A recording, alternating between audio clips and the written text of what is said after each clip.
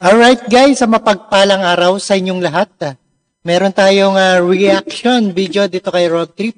Papi, ayan, sa kapi, tutol sa desisyon ng PhilHealth ang sariling utang kaugnay ang denied ng RTH claims. Alright, intro muna tayo guys.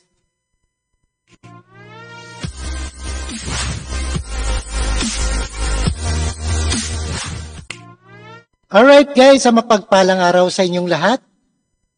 Ayan na, PHAP. Ayan, tutol sa desisyon ng PhilHealth ng ang sariling utang kaugnay ang denied RTH claims. Hindi sangayon ng mga pribadong ospital at desisyon ng PhilHealth ang sarili nitong utang kung magbabayad ba ito o hindi. Ayan, kaugnay ito ng bilyong halaga ng denied at return to hospital claims na hindi pa nabayarang state insurance. Ayan. Alright, panonoodin po natin guys, and without further ado, let's watch. Powers, no? Quasi judicial powers, ibig sabihin, they are the accuser, they are the prosecutor, they are even the judge, and they are the executioner. Paano ka makakalaban doon, di ba, ang mga ospital?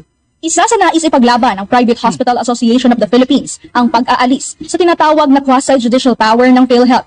Paliwanag ni Dr. De Grano, maaaring maging one-sided sa paghatol sa kanila kaya walang laban ang mga ospital kapag Ayan, naalisin sa pribadong ospital ang PhilHealth. na ito na hindi Ayan, tutol na desisyon ng PhilHealth ang sariling utang kaugnay ang denied RTH claim. ng claims. 60 days, kailangan masubmit mo sa kanila. They have 60 days dapat to pay us. Ang problema, wala kasi ng limit. Pwede nilang gawing 120 days. Pwede nilang huwag bayaran. Yung iba nga, years na eh. Oo, nalilimutan na, no? Pag hindi mo na namin sinabit yan within 60 days, sasabihin na penalty ka na, hindi na namin tatanggapin yan. Sila, kami may limit, pero sila wala, unlimited. Very, very one-sided. Ayon pa sa Pangulo ng PHAP, lalabas pa na ang PhilHealth ang parehong kalaban at tagapaghatol nila na iba sa naturalesa sa hukuman na mayroong neutral na tagapaghatol. Subalit aniya, upang maisagawa ito ay mangangailangan ng batas at amendment sa existing law ng PhilHealth.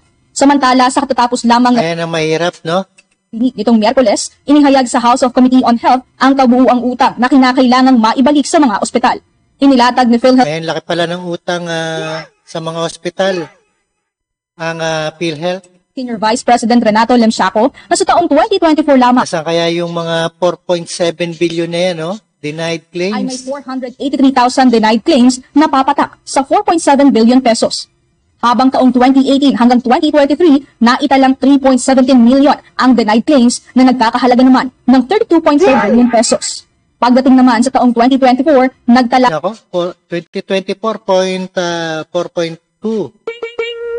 Ayan, RTH claims, ha?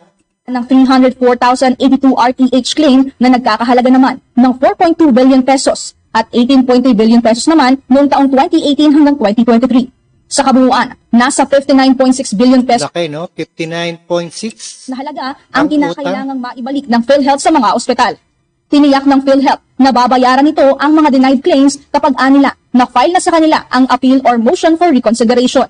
Ayon kay PhilHealth Senior Vice President Dr. Israel Vargas, titignan nila kung bakit nagkaroon ng late filing na lumampas sa 60 days at kung makitaan nila na valid ang reason ay papayagan ang pagbabayad ng mga claims.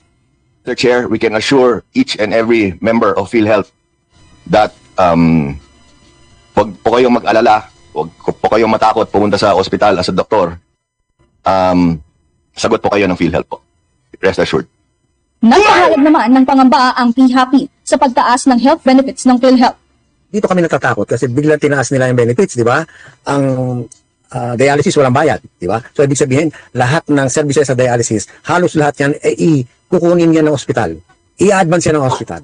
So, Ayan, wala nang bayad, no? yan. Di ba? Mapapatigil ang services ng dialysis. Kasalukuyan ayon kay De Grano ay patuloy pa rin naman niya ang reconciliation sa PhilHealth. Subalit sa katatapos lamang ng mga pagdinig ay wala pa aniyang nagiging pag-uusap sa dalawang panig. Samantalang umaasa naman ang asosasyon na mababayaran na ng PhilHealth ang mga hindi pa nababalik na denied claims sa PhilHealth. Nia, UNTV News and Rescue, Diyos ang aming sandigan. Alright guys, napakinggan at napanood po natin ang reaction video ni Rob Trip. And see us again sa ating the next one and peace out.